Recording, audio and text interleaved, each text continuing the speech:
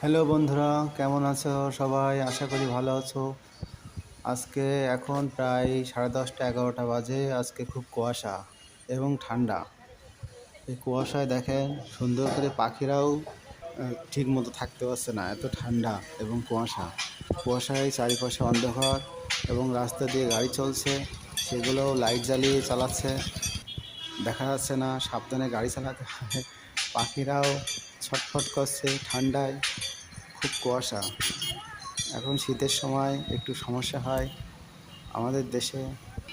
এই শীতের সময় একটু বেশি সমস্যা হয় এবং এর আগের থেকে এখন দেখছি একটু বেশি কুয়াশা। কুয়াশার কারণে কুয়াশা তাও 10:30 11টার দিকে একটু কমেছে।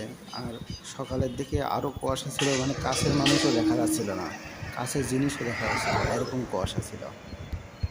বন্ধুরা, তো কুয়াশা এবং শীতের মধ্যে সবাই ভালো থাকবে, সুস্থ থাকবে, আর সাবধানে চলাচল করবেন। শীত শীতের সময় তো একটু শীত পড়বেই এবং কুয়াশা থাকবে, এটাই স্বাভাবিক, কারণ প্রাকৃতিক ভারসাম্য রক্ষার জন্য এটারও প্রয়োজন আছে, দরকার আছে। ওকে বন্ধুরা, সবাই ভালো থাকবে এবং আমার চ্যানেলটা সাবস্ক্রাইব করবে, লাইক শেয়ার করবে। বন্ধুরা, আমি নতুন ইউজার, আমার পাশে একটু সবাই সাপোর্ট করার জন্য আমি অনুরোধ জানাচ্ছি। ধন্যবাদ।